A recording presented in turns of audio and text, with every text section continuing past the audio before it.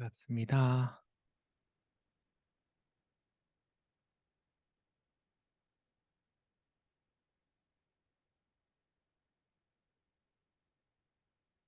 이제 막 들어오고 계시는 것 같아서 1 분만 좀 기다렸다가 시작하도록 하겠습니다.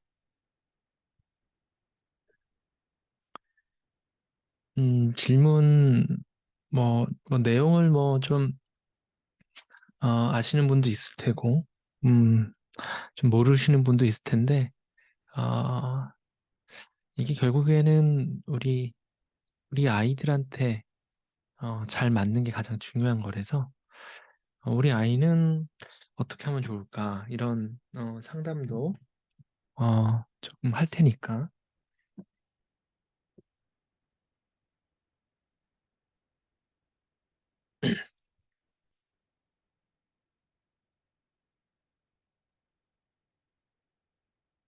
네. 지금 한 20명 정도 80분 정도 신청하셨는데 20분 정도 들어와 있습니다. 이번에 바뀌는 것에 대해서 어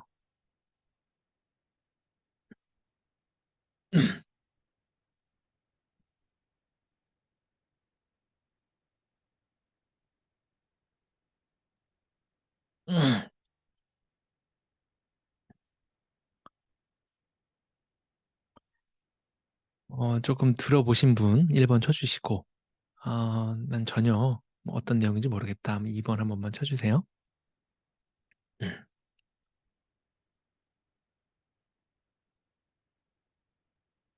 목소리 잘 들리시죠?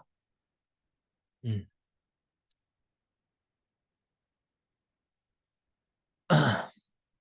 네. 들어보신 분들이 그래도 쪼끔 더 있는 것 같네요. 음. 좋습니다.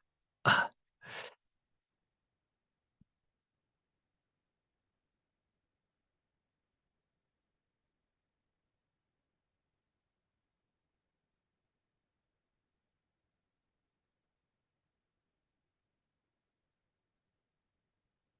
음.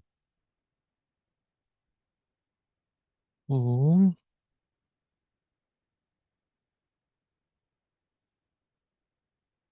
네. 한번 얘기를 시작을 해 보겠습니다. 뭐 25분 정도? 음.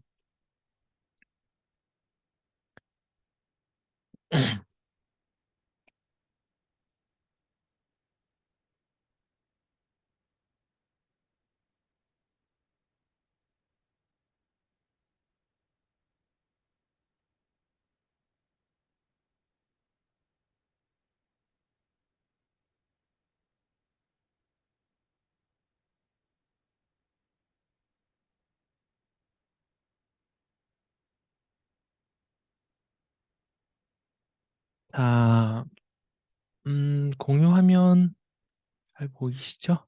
네. 네. 그러면 시작을 해 보겠습니다. 첫 번째로는 그 단위수에 대한 얘기부터 조금 개념을 잡고 가도록 하겠습니다. 단위수라는 건 뭐냐면 중요도라고 좀 봐도 좋을 것 같아요. 고등학교에 올라가면요. 아 단위수라는 것을 저기 화면 잘 보이시죠? 네. 감사합니다. 네. 이렇게 단위수가 있고요. 1 학년, 2 학년, 3 학년 이렇게 학년별로 좀 배우는 것들이 달라지게 됩니다. 물론 이거는 제 예전 거긴 하지만 대략적인 그 느낌은 좀 비슷하다라고 보셔도 좋습니다. 자, 먼저 1 학년 때 국어를 이렇게 공통으로 8 단위를 여기 1 학년 때 1 학기 때 4, 2 학기 때 4 이렇게 국어를 배웁니다. 2 학년 때는 문학을 배우고요. 자, 그다음에 독서라는 것은 3 학년 1 학기 때 이렇게 배우고요. 고전문학 감상은 3학년 이렇게 2학기 때 이렇게 배우게 됩니다. 자, 그러면 우리가 결국에는 8 정도, 1년에 8 정도를 이렇게 공부한다. 또는 학기로 볼까요? 한 학기에 4. 요거는 일 주일에 4번 수업을 듣는다라고 이해하셔도 좋습니다. 자, 국어는 그렇습니다. 4 정도의 중요성을 갖고 있습니다. 자, 수학 같은 경우도 4, 4. 자, 여기 공통 수학이라는 것이고요. 수원, 수투 이렇게 또 2학년 때 이렇게 배우게 됩니다. 얘도 한 4 정도 되네요. 그리고 영어도 역시 4, 4. 예. 역시 4 정도의 그러한 단위수를 갖고 있습니다. 자, 한국사는 고1 때만 배우고요. 얘는 3 정도로 진행을 합니다. 자, 그다음에 사회 같은 경우도 어때요? 3 정도로 딱 이제 고1 때만 배우게 되고, 과학 같은 경우는 탐구 실험이라는 것이 있는데 요거는 절대평가로 보통 돼서 요 3, 3을 중요한 지표로 보시면 좋겠습니다. 자, 그다음에 체육도 1 단위가 들어갑니다. 음악도 2 단위가 들어가네요. 물론 뭐 고등학교 1학년 때 뭐 2학년 때랑 좀 단위수가 다르기도 하고, 미술도 이렇게 2 단위가 들어갑니다. 제가 지금 단위수를 얘기를 했는데 단위수에다가 등급을 곱해서 보통 이것을 가지고 우리가 뭐 나는 이번에 뭐 내신이 뭐 1.3 등급 나왔어, 뭐 이렇게 되는 거죠. 당연히 단위수가 높은 국영수를 잘하면 높은 등급을 받겠지만, 뭐 보면 아시겠지만 뭐 사회나 과학, 특히 한국사랑 사회를 합치면 어때요? 이게 가장 파워풀하네요. 고1 때만 본다면. 그렇죠? 네. 자, 그래서 단위수에 대한 말씀을 좀 드리면서 어 우리가 그 고등학교 1학년 때, 2학년 때, 3학년 때 어떤 과목들을 배우는지 잠깐 한번 살펴봤습니다. 자, 그러면 대학 입시에서 어 어떤 것들을 평가해서 가는지 하나씩 하나씩 좀 살펴보면요. 처음에는 이 교과라는 어 등급을 가지고 따지는 곳이 있습니다. 이 등급은 이번에 5등급제로 확정이 아직은 난 건 아니지만 거의 확정이 좀 날 것 같아요. 많이들 좀 "나쁘지 않다." 이런 얘기를 많이 합니다. 자, 1등급은 10%, 그리고 2등급까지 다 하면 여기 24%인데 여기까지 누적을 하면 34%가 되게 됩니다. 그다음에 3, 4, 5등급이 이렇게 있겠죠. 보통은 요 1등급까지를 해서 갈 수 있는 대학들을 보자면 어 뭐 이렇게 교과로 10%가 된다는 건 지금 현재로 한 2등급 정도 되는 건데, 대학으로 좀 따지자면 뭐 명지대, 어 그리고 뭐 세종대, 어 이 정도의 그 급이 1 등급 정도에 해당된다라고 보면 됩니다. 그러니까 결국에는 그 1 등급을 맞았다라는 것은 그 위에 있는 뭐 더 가고 싶은 대학들을 판별할 수가 없게 된다는 뜻이겠죠. 자, 이 부분 지금 이해가 되시죠? 원래는 4% 7%로 나눠져 있었는데, 자, 그렇고요. 자, 그다음에 두 번째로는 이 종합이라는 것을 가는데, 이 종합은 이 결국 등급이라는 것뿐만 아니라 얘네들의 그 점수도 좀 보고요. 그리고 특정 점수를 많이 보고요. 그리고 역시 활동도 많이 봅니다. 네. 음. 그래도 이 점수가 굉장히 중요합니다. 등급하고 점수는 뭐 어떻게 다르냐? 자, 예를 들면 이런 거죠. 내가 이번에 수학을 80점 맞았어. 그런데 이게 10% 안에 드는 거야. 예를 들면 우리 반이 30 명인데 내가 3 등을 했어요. 그럼 딱 10% 안에 들었죠? 80점. 그럼 여기서 98점 맞은 이 친구 너무너무 억울하겠죠. 진짜 얘랑 어떻게 된다는 거야? 등급은 같은 등급이 되니까 너무너무 억울하죠. 자, 그런 친구들한테는 이 교과라는 전형보다는, 종합이라는 전형은 이 점수까지 봅니다. 얘 뭐야? 얘 수학 98점 맞았네? 물론 1등급이라고 표기가 돼 있고 그 학년의 평균까지만 나오지만 1등급은 같은 1등급이 아니게 되는 겁니다. 그래서 종합적으로 본다는 거죠. 그리고 얘는 뭐 수행 평가라든가 이런 것들을 뭐 열심히 하지 않았는데 얘는 수행 평가로 보고서를 제출했더니 그 수행 평가 중에서 뭐 예를 들면은 뭐 음 뭐 점 3 개를 한 붓 그리기로 그리는 방법에 대한 뭐 정리를 발표를 했다. 수행 평가는 보통 발표, 보고서 제출 이런 증거 자료들로 많이 이루어져 있습니다. 뭐 이런 것들을 발표하고 보고서를 제출했다. 그러면 얘는 정말 수학을 좋아하는 아이니까 우리 학교 수학과에 오는 거 너무너무 좋네. 물론 얘가 영어 점수는 뭐 50 점에서 조금 점수가 떨어지지만 워낙에 특성이 좋으니까 특정 과목을 잘하기 때문에 '우리 과한테 오는 거 굉장히 좋겠는데?'라는 생각을 가져서 종합적으로 평가를 합니다. 자, 그다음에 세 번째로는 이제 수능이 되겠습니다. 자, 수능은 지금 하는 것처럼 국어, 그다음에 영어, 수학, 그리고 과학, 사회 이렇게 있습니다. 자, 뭐 그동안의 거랑 거의 비슷하면 되는데 이 수학이 요즘에 인제 윤석열 대통령이 킬러 문제 빼라고 해서요. 이 수학 문제가 좀 쉬워졌습니다. 그리고 범위도 이번 교과에서 더 축소가 됩니다. 네. 정말 많이 축소가 돼요. 어느 정도 축소가 되냐면 문이과 통합인데 문과 쪽으로 통합이 됐다라고 보시면 돼요. 그러니까 이과에서 공부하는 것들이 좀 줄어들었다. 거의 안 볼 가능성이 큽니다. 물론 요즘에 뭐 기하랑 이런 것들을 절대평가로 넣자고 하는데 절대평가로 넣는 것은 보통은 이렇게 변별력이 크지 않습니다. 자, 네 번째로는 논술을 학교마다 보고요.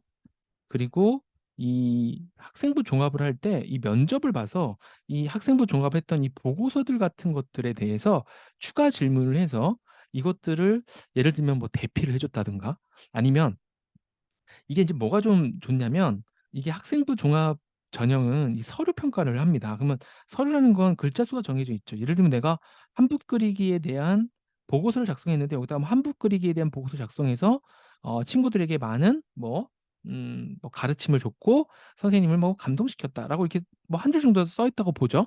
그러면 이제 면접 때 "야 그러면 너 한붓 그리기에 대해서 그때 뭐 어떤 것들을 좀 깨달았고 어떤 걸 발표했어? 한번 우리 교수님들한테 보여줄 수 있어?" 이런 식의 면접이 되겠고요. 논술은 크게 어 인문학 논술, 인문 논술과 수리 논술이 있습니다. 수리 논술은 말 그대로 수학 문제를 푸는 거다라고 보셔도 무방합니다. 이때는 약간 수능보다는 증명 과정 위주로 되는 게 좀 더 많겠죠. 인문은 어 물론 철학적인 뭐 내용도 담고 있지만 뭐 시사적인 내용도 담고 여러 가지 담고 있습니다. 자, 이 정도가 인제 입시의 전체적인 내용이었습니다. 자, 혹시 지금 내용이 쪼끔 어렵거나 그러신 분들은 질문을 하셔도 좋습니다. 제가 10분 정도 한번 브리핑을 했는데요. 자, 그러면 결론. 야, 그래서 그럼 도대체 이걸 뭐 어떻게 해야 되느냐. 어 제가 첫 번째 해야 할 것 첫 번째로는 여러분들 들으셨을 때 어때요? 어 좀 뭐 도대체 뭐 '어떻게 공부를 해야 되느냐.' 이런 좀 생각이 들 수가 있는데 첫 번째로 해야 될 것은요. 굉장히 두루두루, 두루두루 잘하는 것과 정말 탁월하게 하나를 잘하는 것 이런 게 있다고 해 보죠. 그럼 저는 이 두루두루 잘하는 것을 추천을 드리고 싶어요. 자, 예를 들면 이런 겁니다. 나는 요 5 등급제에서 딱 턱걸이로 제일 좋은 나이스한 거 보겠습니다. 턱걸이로 다 10% 안이 들었어. 다 보통 이제 30명 정도 한 반에 30 명이 있다고 치면 다 3 등을 한 거야 반에서. 그래서 다 1 등급이 나왔어. 그러면 교과에서 점수가 빠질 게 없죠. 그런데 뭐 나는 80 점만 맞았으니까 이 98점 맞은 애는 얼마나 이 억울하겠어요. 그죠? 근데 뭐 어떻게 나는 1 등급인 거니까. 그죠? 그 두루두루 한 10% 정도 할 정도로만 공부를 하는 거예요. 그러면서 여기 있던 이 수능에서도 인제 수학 같은 경우랑 국어 같은 경우가 가장 어렵고 이 영어는 절대평가입니다. 절대평가는 보통 7% 정도가 1 등급을 맞아요. 자 인제 과학 사회는 인제 통합으로 돼서 아마 전국 그 아이들이 공통으로 볼 건데 이게 고1 과정에서만 나와요. 고2, 고3이 나오지 않습니다. 그러면 어때요? 아무래도 이게 약간 요 국어 시험지 같은 느낌? 약간은 IQ 문제와 같은 느낌일 가능성이 커요.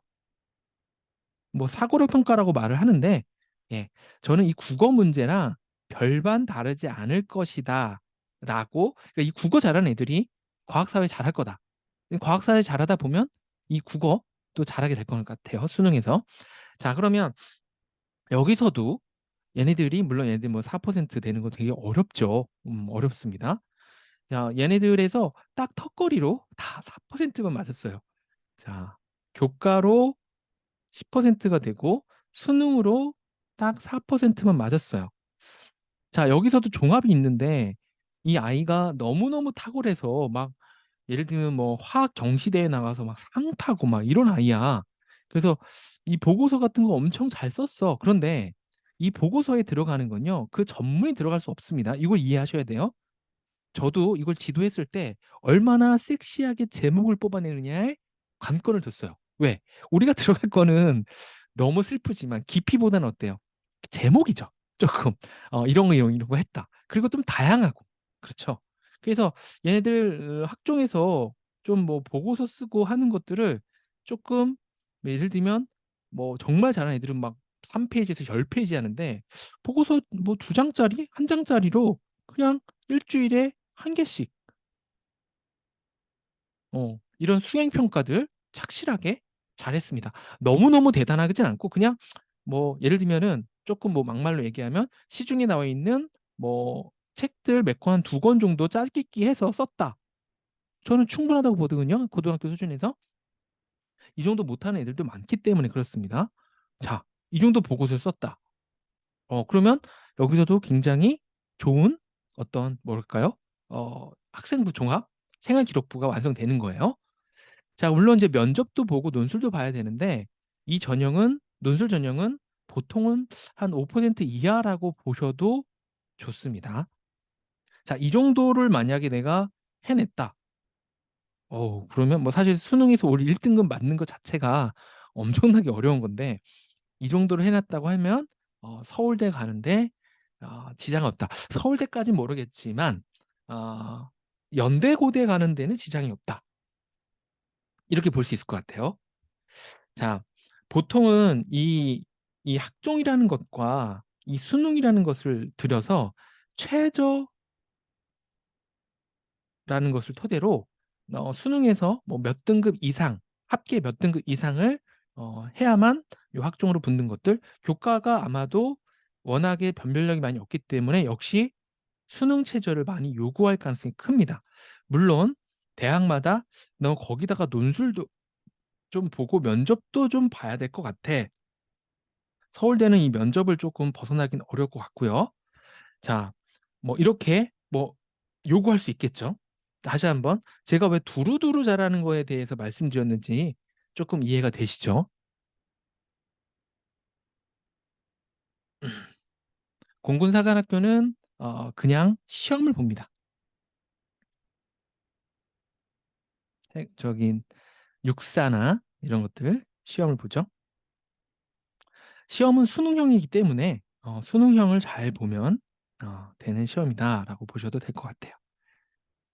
자 그러면 뭐 입시가 뭐 대단히 바뀐 건 아닌데 어 예전에는 좀 어떤 느낌이었냐면 '야 진짜 수학이 너무너무 어려워.'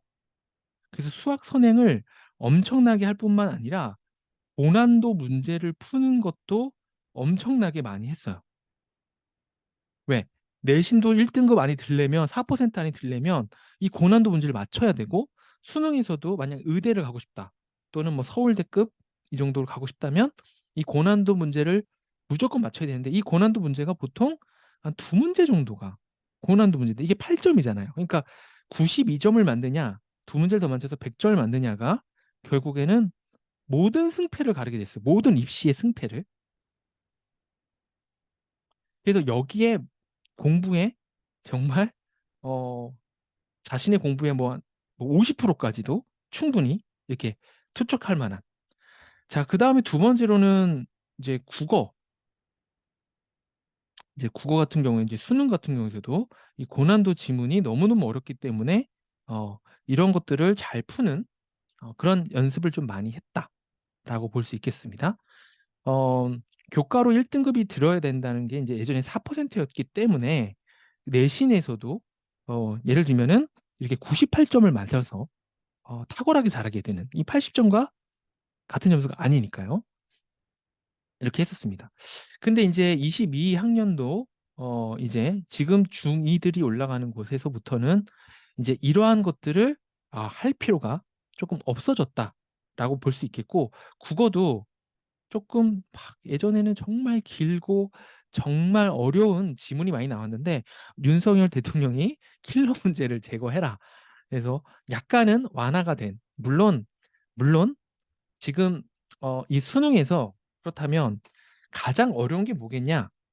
저는 이제 수학이 아니라 국어가 가장 어려운 어 과목으로 등극을 할 것이다라고 보고 있고요. 자, 그래서 이게 수학에 특히 저는 선행은 찬성하지만 이제는 고난도는 좀 하지 말자. 예를 들면 뭐가 있을까요? 뭐 내가 뭐 카이스트나 뭐 이런 영재 학교를 갈 거 아니면 뭐 그 책 중에 뭐가 있을까요? 뭐 올림피아드 뭐 3%? 올림 3%가 정말 어려운 문제집이거든요. 이런 것들을 초등학교 때 풀 필요가 없다는 거예요. 어. 그러면 선행으로 나가서 어느 정도만 하면 되냐면 제가 뭐 정답을 정해 드릴게요. 센 수학, 이거 고1 과정 기준입니다. 센 수학, 마풀 교과서, 그다음에 모의고사 모음집 요 3 개만 3 회독을 해라.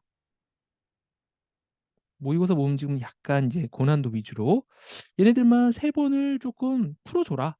어 모르겠으면 질문하고, 그래도 모르겠으면 외워서라도 3번 풀어라. 그러면 10% 안에는 무조건 들 것이다. 무조건. 그러면 이런 말 할 수 있겠죠. 이걸 어떻게 3 권이나 3 번을 푸냐. 어 이 6 개월 만에 못 하죠. 그러니까 요거는 언제 정도 하면 좋다고요? 항상 제가 강조하지만 중2, 중3 때 2년 동안 좀 해 줘라. 자, 그러면 또 계속 한번 얘기를 해 보겠습니다. 두루두루에 대한 얘기 계속 해 볼게요. 해야 할 건. 근데 아까 제일 처음에 제가 뭘 보여 드렸냐면 단위수를 조금 보여 드렸어요. 단위수가 국어, 영어, 수학은 4 단위고 과학, 사회, 한국사가 3 단위입니다. 어때요? 물론 이게 고등학교 1 학년 때예요. 근데 이제 고2가 되면요, 어떤 일이 벌어지냐면 이제부터 국어, 영어, 수학에서 선택을 하는데 이 수학은 선택할 게 뻔해요. 왜? 수능에 나올 게 이제 여기서 수1, 뭐 수2 이렇게 나올 게 정해져 있기 때문에 확률과 통계 얘네들을 선택해서 해야겠죠. 물론 내가 뭐 수학을 너무너무 좋아해서 뭐 응용 수학 같은 걸 선택해서 갈 수도 있습니다. 예. 근데 이제부터 여기서 선택하는 과목은요, 탁월하게 잘할 필요는 없어요. 자, 여기서부터 선택하는 것들은 어 물론 이제 1 등급을 받는 것들이 목표도 되겠지만 '난 이런 걸 선택했어요. 나는 선택을 했으니까 저는 이런 과목에 관심이 있어요.'라고 학종에다가 호소하는 겁니다.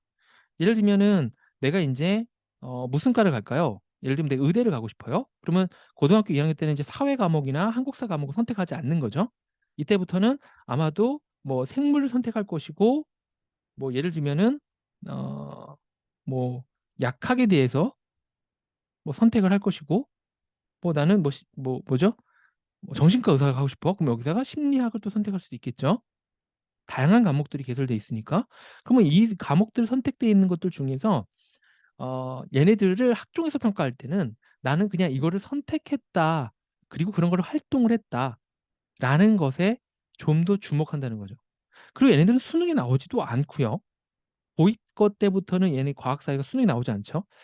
근데 약간 우리가 그 대학을 선택하는 그 과목들이 과학 사회에 어떤 과목을 선택하느냐에 조금 영향이 있습니다. 네. 영향이 있어요. 어떤 과목들이 있는지를 미리미리 봐두는 것도 상당히 조금 도움이 될 수 있을 것 같습니다. 수학은 거의 고2 때 것까진 수능에 관련된 걸 선택할 것이고 뭐 국어도 뭐 학교에서 가르치는데 이 국어는 학교에서 가르치는 거랑 수능이랑 너무 거리가 멀기 때문에 그냥 암기식으로 네, 공부해 주면 되고 영어도 역시 암기식으로 시험 범위를 달달달달달 외우면 내신 시험이 잘 나오게 되겠습니다. 그러면서 얘네들은 그냥 학교에서 시키는 대로 선택하면 되고 과학 사회만 내가 조금 내가 가고 싶은 과에 관련된 것들만 선택해서 확종해서 내가 이런 것들을 선택했다는 걸 어필하고 거기서 보고서 같은 것들을 쓰면서 가주는 거죠. 자, 그러면 고등학교 1학년 때는 학종 생각할 거 없이 그냥 내신 1등급을 위해서 달리시고 이제 고등학교 2학년 때부터는 선택 과목과 예, 선택 과목이 나옵니다. 여기서는 음, 중요한 것은 활동이 굉장히 중요해요. 예. 그래서 독서가 정말 너무 중요하고 특히 책을 읽어서 끝나는 게 아니라 글쓰기가 너무 중요하죠. 왜냐하면 이 활동 자체가요. 글쓰기가 기반이 됩니다. 예, 찾고 글쓰기 하는 거.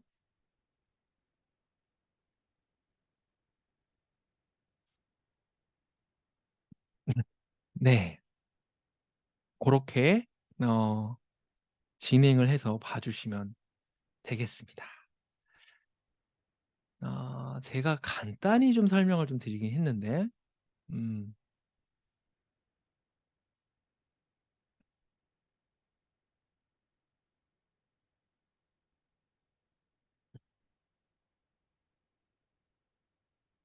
나무 위키에 있는 계정 교과 과정 이런 거 한번 보겠습니다.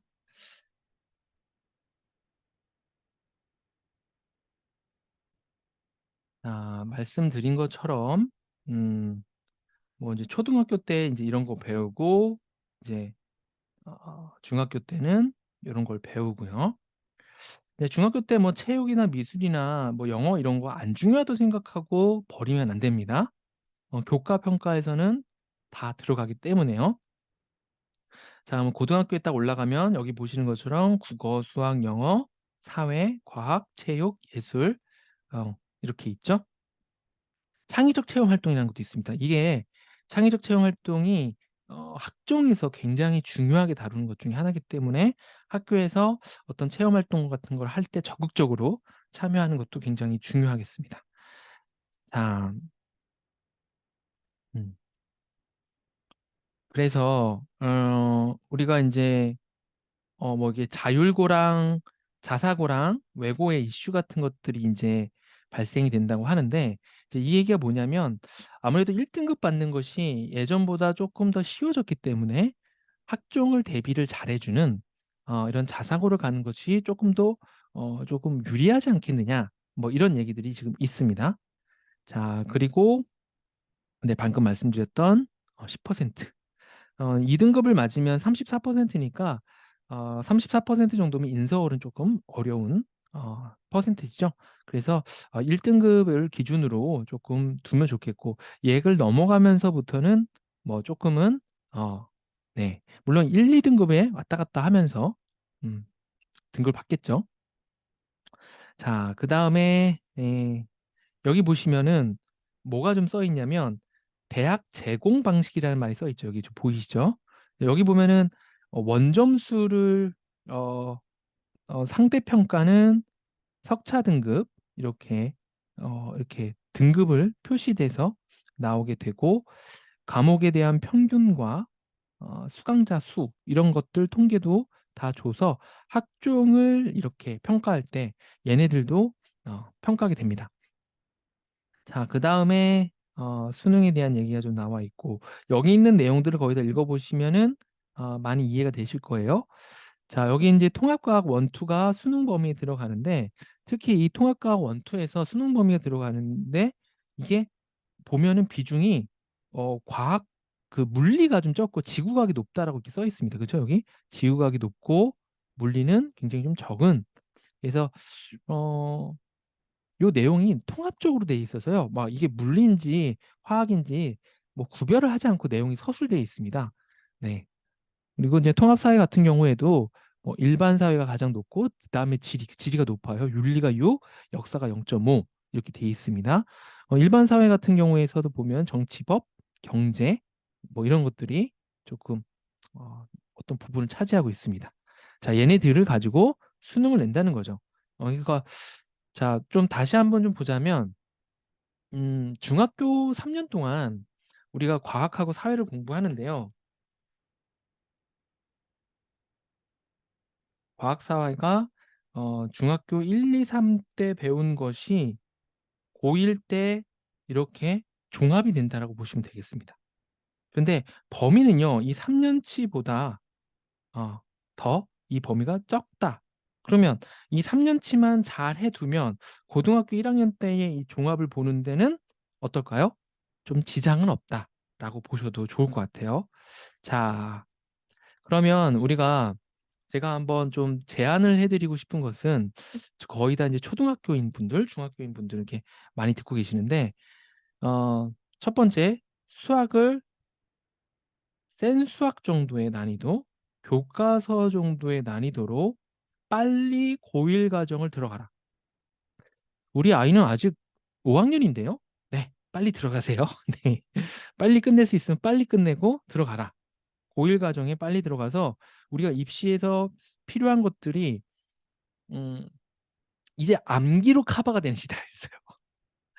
10% 안에 드는 거 아무리 내가 수학적 재능이 없어도 문제집만 3번, 3권을 가지고서 열심히 외워준다면 아무리 수학적 재능이 없는 친구들도 그 범위 안에서 거의 나오기 때문에 예, 될 것이다.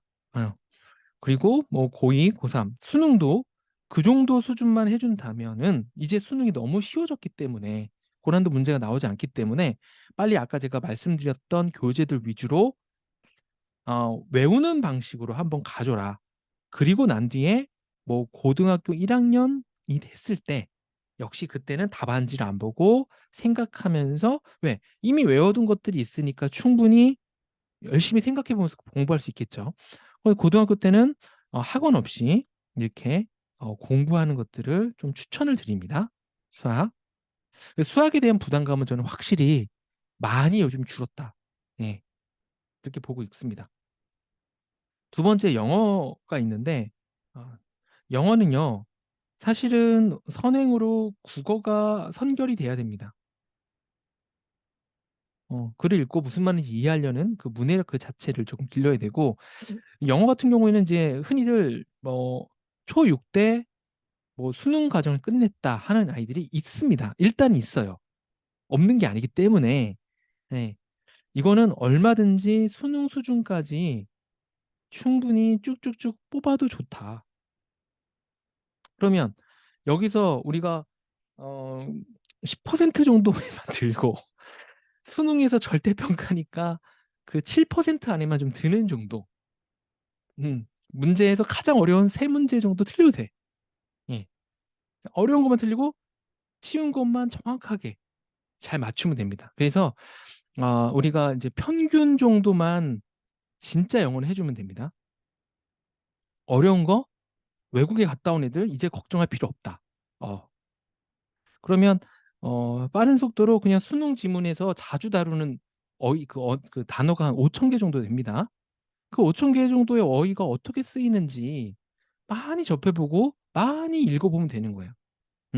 이때 추천하는 것이 바로 그냥 문장 분석. 그리고 문장 분석을 하다 보면 어휘가 단어가 필요하겠죠? 단어 암기. 네. 이제 공부가 굉장히 심플해졌어요. 어려운 걸 안 해도 된다는 그 안도감 너무 좋지 않습니까? 자, 세 번째로는 즉 국어죠. 국어는 저는 계속 어렵게 될 것 같아요. 음. 가장 어렵게. 그렇지만 지금처럼 어렵진 않을 거다. 그런데 제가 인제 지도를 할 때 뭐 중1, 중2들도요. 천천히만 하면 수능 지문 충분히 이해할 수 있어요. 자, 그러면 수능에 나오는 주제가 따로 있느냐? 네. 수능 주제가 따로 있습니다. 그리고 모의고사 주제들이 따로 있어요. 그리고 얘네들을 토대로 학교에서 선생님들이 수능형 문제를 내는 추세입니다. 그러면 빨리 수능 주제를 접해서 거기에 익숙해질 필요가 있어요. 우리 아이는 아직까지는 잘 모르니까 음 '힘들지 않을까?' 어 아니에요. 예를 들면 우리는 예를 들면 뭐 게임 같은 경우 아이가 뭐 진짜 잘하는 게임이 있다고 하면 우리한테 어려운 거 있을 수 있거든요. 그냥 거기 익숙해진 것뿐입니다. 그냥 그 주제에 익숙해져야 돼요. 얘네들이 수능에서 나오는 주제가 굉장히 뻔해요. 법, 경제, 철학, 철학에서 나오는 것도 굉장히 뻔합니다. 그 주제들. 과학, 기술 얘네들도 굉장히 뻔한 편이에요. 이 지문 100 개씩만 분석하고 외운다는 표현도 그렇지만 그냥 분석해서 한 3 회독 정도 한다? 저는 1 등급 수능에서도 맞을 뿐만 아니라 내신에서도 그 기본기가 될 것이라고 믿고 있습니다. 100 지문 어려울 것 같죠? 안 그래요. 음. 하루에 한 지문씩 하면 1 년에 300 지문 할 수 있습니다. 하루에 한 지문 너무 어렵나요? 그럼 일 주일에 한 지문 하면 1 년에 50 지문 하죠? 네. 그렇게 6 년만 하면 300 지문 정도 할 수가 있네요. 그렇죠. 생각보다 굉장히 제가 100 지문씩 얘기한 것이 대단한 것이 아니다. 그리고 여기 인제 문학이 나오죠. 네, 문학 파트. 문학은 학교 내신을 잘 점검하면서 100 지문 정도 역시 해 주면 되겠다. 분석하고 정리하고 뭐 별거 있나요? 그죠? 공부라는 게. 자, 이런 것들을 충분히 선행으로 해 나가면서 수능에서 고난도 특히 논술까지도 잡을 수 있게 되거든요, 이걸 정리하게 되면요. 네. 자, 그다음에 마지막으로 4 번은 과학이죠. 과학, 사회. 자, 과학, 사회는 중등 1, 2, 3 항이 너무너무 중요하네요. 그렇죠? 그러면서 얘는 독서가 쪼끔 플러스 됐으면 좋겠다. 왜? 얘네들 가지고서 우리가 고등학교 2 학년 때 학종을 위한 탐구 활동, 예, 세특이라고 하죠. 세부 능력 특별 사항. 어 얘네들을 위한 독서들을 좀 해 주면 되는데 그 독서도 굉장히 좀 뻔해요. 얘네들이 원하는 건요, 실생활과 관련돼 있는 교과의 접목입니다. 이런 책들이 굉장히 많이 있어요. 예를 들면 법을 했을 때 뭐 내가 빌려준 물건을 친구가 다른 사람한테 팔았다. 이때 이 친구한테 내가 뭐 물건을 판 사람한테 소유권 주장할 수 있느냐, 이거 수능에도 나왔던 거고 굉장히 헌법에도 아주 기본적으로 나오는 내용 중에 하나인데, 자, 이런 내용들에 대해서 내가 독서를 해서 좀 정리를 해 두면 이때 보고서 쓸 때 충분히 이용해서 쓸 수 있겠죠. 그래서 이때는 좀 폭넓게 하되 쪼끔 실생활과 관련되면서 글쓰기가 쪼끔 이렇게 플러스 되는 식으로 준비를 해 준다면 두루두루 여기 있는 국어 시험에도 도움이 될 거고, 국어 시험? 될 거고 그렇습니다. 자, 그러면 여러 가지 제안을 드렸는데 야, 너무너무 제안을 많으니까 우리 아이는 이거 할 수가 없다. 너 저기 1 순위, 2 순위만 골라라 하면 1 순위 수학 교과서를 고등학교 과정, 고1 거 과정까지를 이해할 수 있도록 빨리 나가라. 그래야 뒤에 문제집을 좀 풀든가 말든가 할 거 아니에요. 교과서에는 용어 설명이 나와 있습니다. 용어 설명이라도 알아야 되니까. 2 번째, 수능 주제와 관련돼 있는 거를 빨리 시작을 해라, 국어를. 왜냐하면 이게 되면요, 이 영어가 쪼끔 자연스럽게 해결되는 면이 있어요. 음. 그때는 약간 얘네들 영어의 어떤 특유의 어휘랑 문장만 분석할 줄 알면 이런 문해력이 있기 때문에 상당히 도움이 되겠죠. 수능 주제에 관련된 것들을 좀 많이 봐 줘라. 요렇게 2 가지를 쪼끔 제안을 드리겠습니다. 자, 제가 한 40분 정도 얘기를 하고 지금 한 50분 넘게 듣고 계시는데 질문을 쪼끔 받으면서 우리 아이들한테는 뭐가 좋을지, 여러 가지 또 얘기를 좀 나눠 보겠습니다. 오늘 내용 좀 어려웠나요? 결론적으로는 조금 더 쉬워졌다. 그렇죠. 어 그리고 뭐 너무너무 이렇게 뭐랄까 한 과목만 잘하는 그런 것보다는 좀 두루두루 잘하면서 어 막 문제를 뭐 그 한 문제 안 틀리기 위해서 실수 안 하기 위해서 막 아둥바둥하는 그런 것보다는 전체적으로 좀 여유롭게. 네. 이제 말이 쉽지. 네. 수능 주제 관련된 추천책, 수능 주제에 관련된 추천책은 일단은 책이 아니었죠 이거는. 그냥 수능 기출 모의고사 집. 고등학교 1 학년 모의고사 모음집, 고등학교 2 학년 모의고사 모음집, 고등학교 3 학년 모의고사 모음집으로 각 분야별로 해 주면 좋고요. 뭐 제 수업을 홍보하자면 제가 이제 고등학교 배경지식반 수업하고 있는데 고런 주제들을 다루고 있습니다. 음 여기 있는 독서 목록을 물어보신 거라면 어 '실생활과 이게 좀 관련이 있을까.'를 좀 고민을 해 보시면서 봐 주시면 좋은데,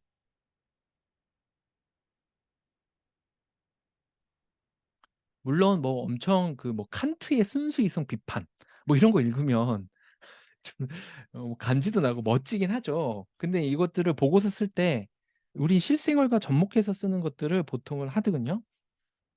그래서 제가 뭐 몇 권을 지금 이거를 어떻게 조금 보여 드리지?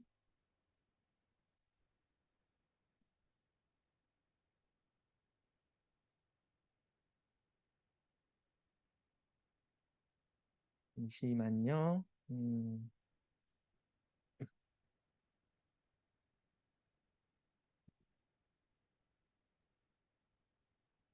요거를 예를 들자면 이런 거예요. 음 제가 조금 마음에 들어하는 책들을 조금 좀 소개를 해 드리면 어 첫 번째로는 의학의 전설들.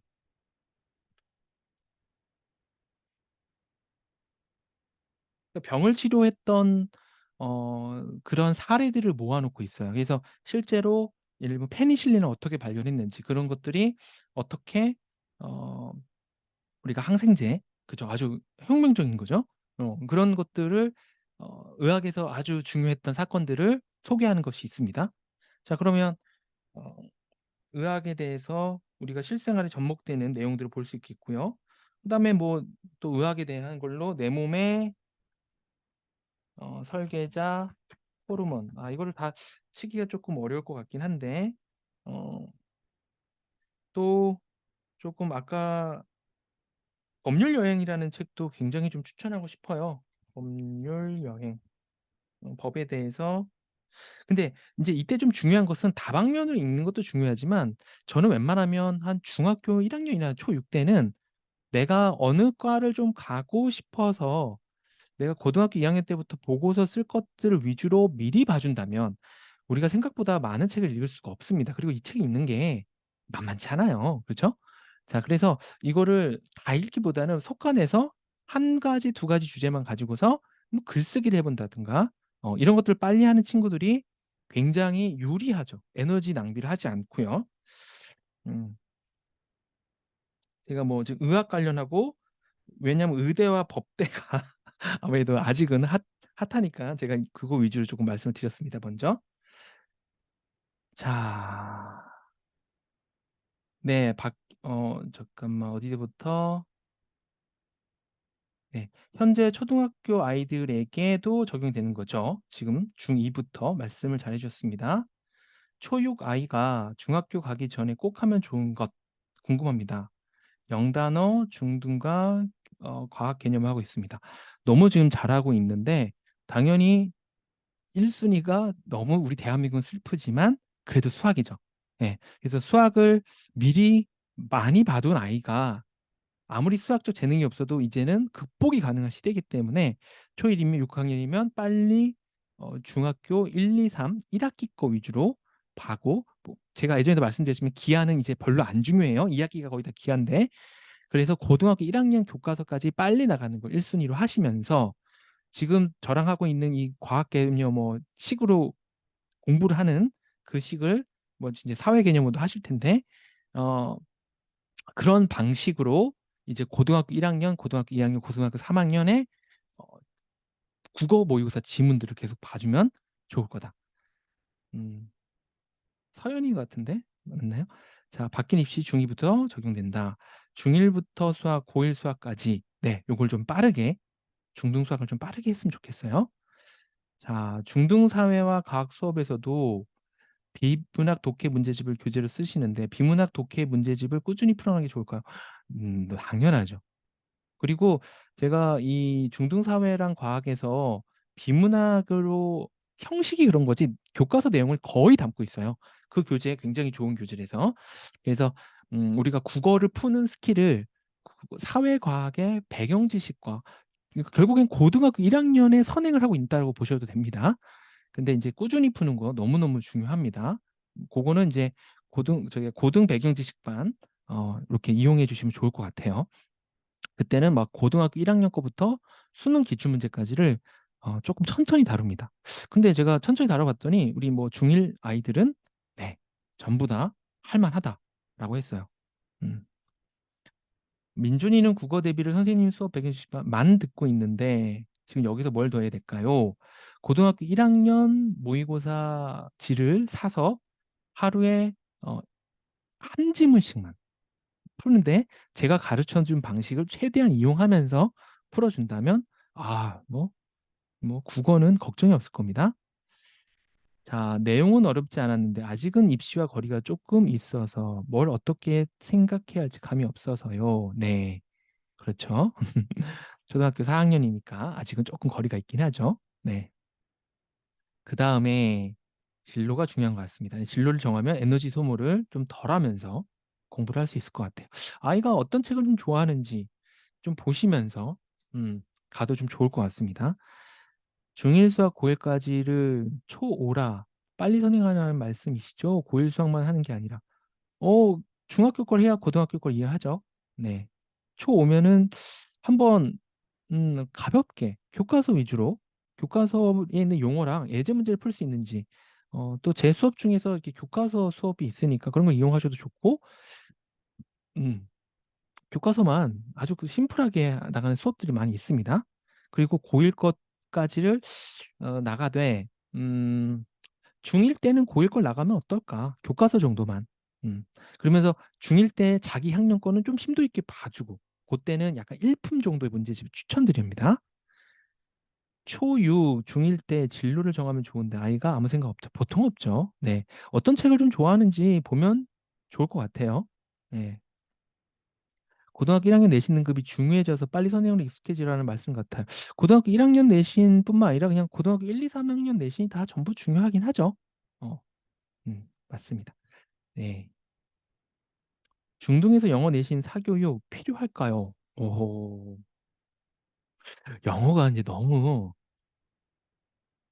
너무 중요도가 떨어져서 과학하고 사회보다 떨어지는 지금 시점이라 물론 이제 내신 그 10%도 어렵긴 하죠. 음.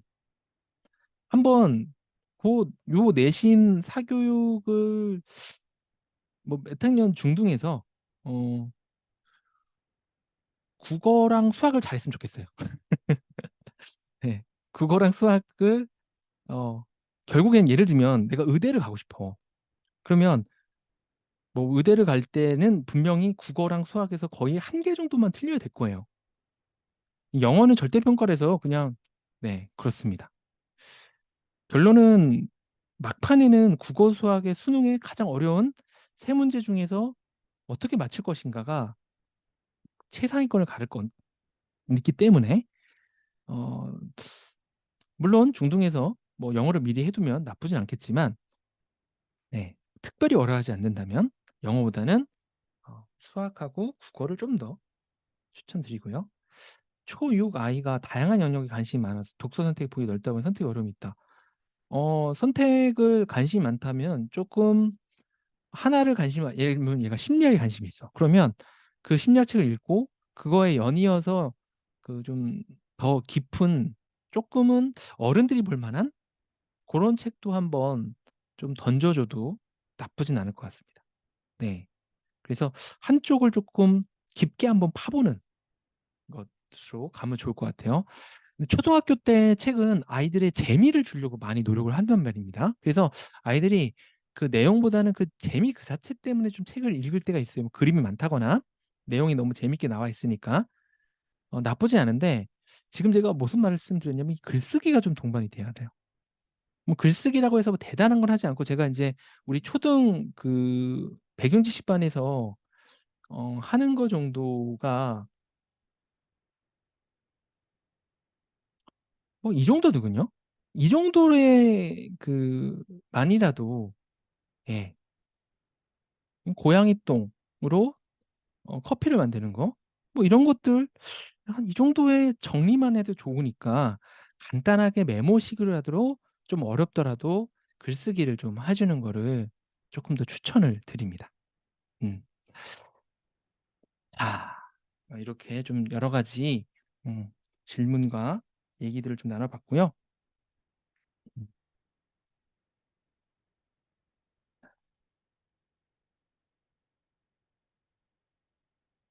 유진 님께서 "학원 다니다가 셀프로 공부해 보고 있는데 어떤 거 위주로 하면 좋을까요?" 저 무조건 수학 선행, 고등학교 모의고사 국어. 네.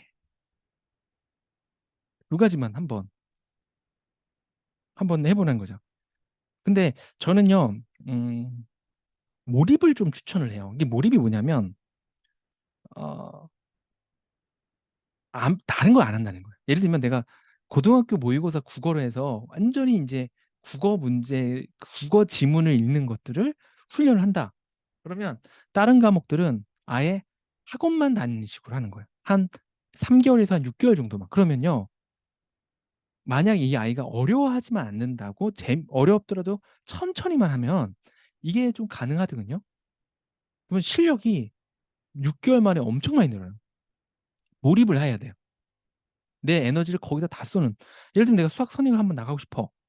이번에는 선행 기간이야. 그러면 뭐 한 3 개월 정도는 수학 선행만 나가는 거죠. 물론 머리가 지끈지끈하고 아프면 중간중간 영어를 좀 풀 수도 있고 영단을 외울 수도 있고 하겠지만 한 번 정도 이렇게 조금 에너지를 한번 이렇게 흔히 말하는 몰빵이라고 하죠. 하는 걸로 좀 점프, 실력 한번 크게 점프. 우리 아이가 독서를 너무 좋아한다. 여기 너무 독서를 좋아한다 하고 돼 있죠.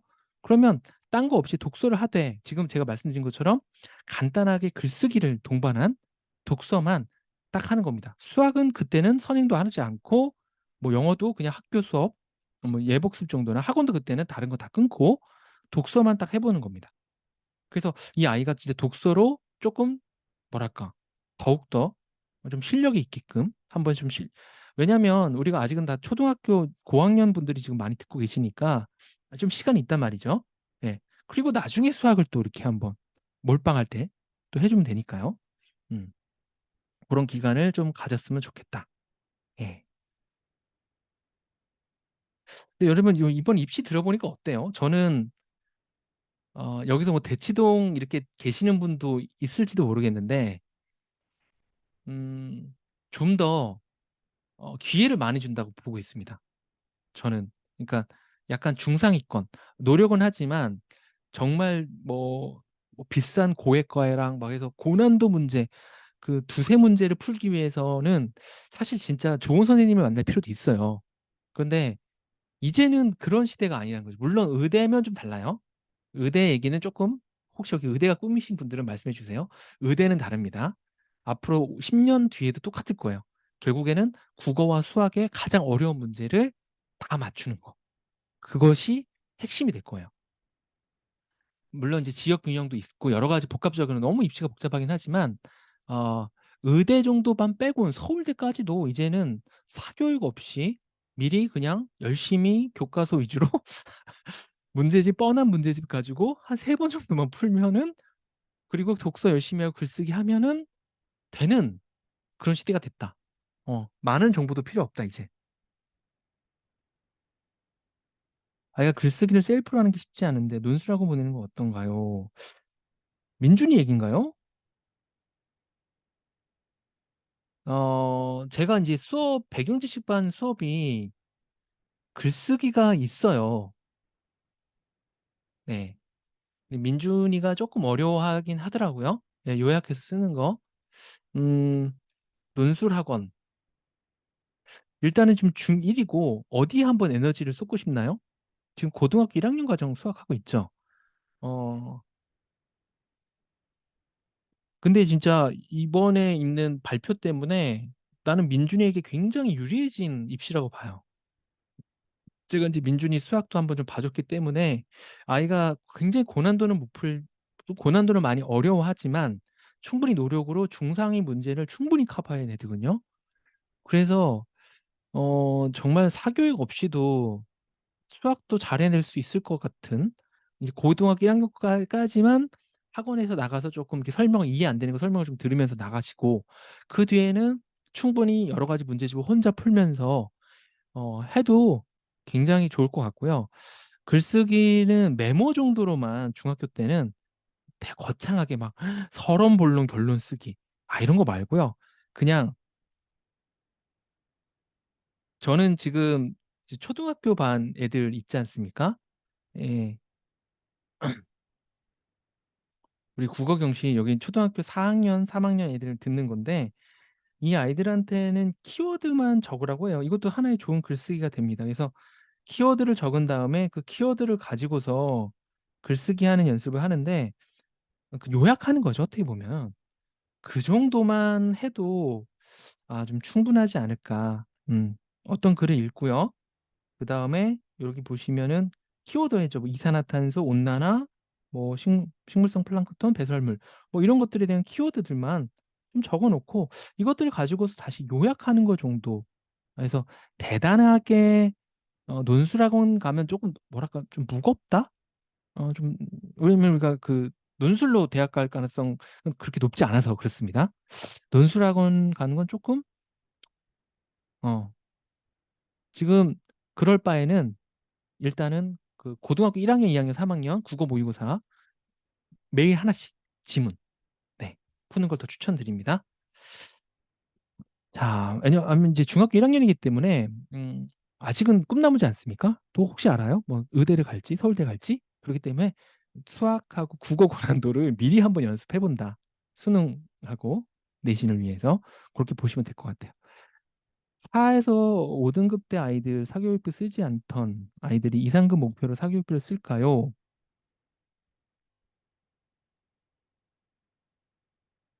예전 4, 5등급을 말씀하시는 거죠? 음, 이게 2등급 하면 이제 1등급이 되는 거 아닙니까? 그죠? 희망이 보이니까 희망 고문 때문에 쓸 것 같은데요. 아이도 예전 같으면은 뭐 나 3등급이야, 나 포기할래 하는데 이제는 어때요? 10%니까 뭐 조금만 더 하면 1등급 될 수도 있을 것 같은데 그런 것 때문에 사교육비 좀 더 쓸 것 같아요. 네. 공사를 가려면 그 공사 기출 문제를 좀 보면 되는데 지금 아직 어리지 않나요? 몇 학년인가요? 네. 그냥 정말 국영수 수능 스타일 공부를 하면 되겠습니다. 네. 네. 이 정도 1시간 정도 조금 말씀을 드려봤습니다. 저는 이번에 입시가 조금 바뀌면서 방금 말씀드린 것처럼 좀 긍정적인 면이 있다라고 좀 말씀드렸었죠. 도도님이 아주 중요한 질문 맞아요. 특목고 얘기를 안 했네요. 특목고랑 자사고 가는 것이 유리할까요? 결론부터 얘기하면 유리합니다. 왜냐하면 예전에는 그 특목고에서 1등급 받는 게 너무 어려웠어요. 특히 특목고보단 자사고가 저는 좀 더 추천하고 싶습니다. 예. 자사고에서 1등급 받는 게 너무 어려웠는데 이제는 10%만 해볼 만하다는 거죠. 우리 아이가 만약에 고난도 수학 문제 푸는 걸 좀 재밌어하고 좀 어느 정도 한다. 그러면 자사고 가는 걸 적극적으로 추천을 드립니다. 그러면 얘네들이 학종을 거의 만들어줘요. 진짜 제가 어떤 걸 많이 봤냐면 제 동네엔 삼성고가 있는데 그 학종으로 내신 등급 5등급이 넘어가는데 학종으로 서울여대, 성신여대를 보내더라고요. 그러니까 얘가 수능으로 갔을 때 인서울이 불가한 애야. 근데 학교에서 그걸 만들어 주더라고요. 어.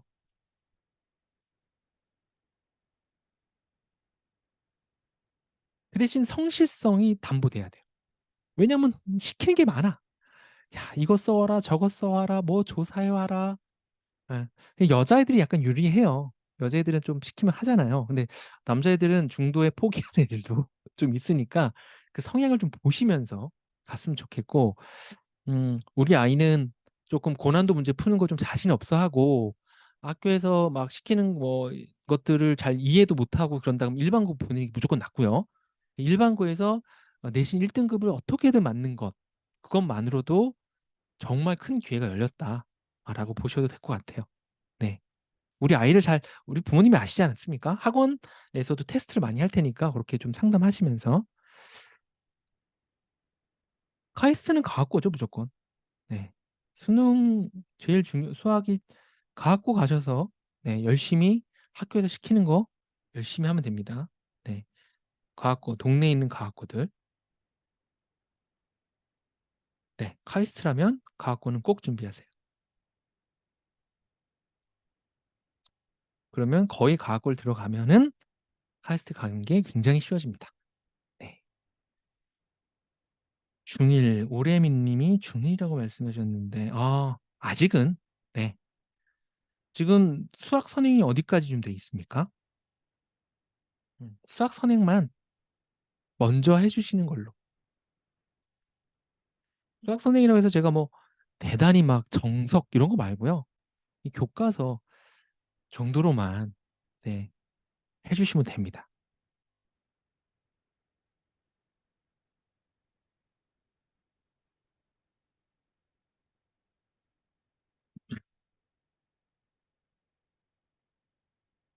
그리고 육사랑 경찰대랑 이런 데가 약간 수학 문제가 어려워요. 수능보다 전 좀 더 어려운 것 같더라고요. 예. 중등 과정을 홈스쿨링하고 과학고 진학. 충분히 가능하다고 봅니다. 네, 영재고가 아니면 과학고는. 근데 이제 요번에 입시 발표가 나서 맞다. 그전과는 좀 달라질 것 같아. 더 선호도가 높아질 것 같긴 하네요. 과학고가. 홈스쿨링 뭐 우리 어머님이 얼마나 잘해 주시냐가 달려 있겠죠. 기출문제 많이 구하셔서 기출문제가 가장 중요합니다. 뭐든지. 네, 입시나 모든 시험은. 그래서 기출문제를 어, 해설지와 함께 구할 수만 있다면 내가 가고 싶은 학교에 대해. 근데 요 교재가 잘 없어요. 그래서 학원들이 보통 갖고 있거든요. 그래서 요 자료를 받으려고 학원 등록하는 경우가 많죠. 네. 좋습니다. 이 정도 할까요? 음. 몇 학년이죠? 이현준 님이 아까부터 약간 요거 퀘스트 목표면 조금 공부를 하는 아이 같은데 초5고요. 초5면은 고등학교 1학년까지 선행이 먼저죠. 기출문제는 중2 때부터 풀어도 되니까 지금은 우리 아이가 뭐 인강이나 뭐 이런 걸로 충분히 수학이 이해가 된다면 예, 그냥 홈스쿨링도 추천드리고 싶습니다. 제가 왜 학원을 별로 이렇게 뭐 저도 학원을 하지만 학원을 약간 추천을 안 하는 경우가 더 많은 거는 학원은 의지 때문에 가는 거거든요. 우리 아이가 의지가 없다. 집에서 소파에서 퍼즐러 잔다. 무조건 학원 보내세요. 어떻게든 앉아서 뭐 한자라도 보니까. 그죠? 예. 그런데 우리 아이가 좀 의지가 있다. 그러면 이 강의를 듣는 것보다는요. 교재로 공부하는 것이 스피드가 더 좋습니다. 교재로 공부하면서 이해가 안 되는 게 간단하게 과외를 붙이거나 간단하게 좀 질문할 수 있는 곳만 있다면 뭐 홈스쿨링으로 부모님이 좀 해줄 수 있다면 질문을 좀 해결해 줄 수만 있다면은 요게 조금 더 좋죠. 의지가 있다면. 그래서 요 의지를 가지고서 학원을 보내냐 안 보내냐로 어, 말씀드렸습니다. 중등 진학을 안 하고요. 어, 의지가 굉장히 해야 될 것 같은데요. 네. 뭐 어머님이 실력이 제가 어느 정도 몰라서 네.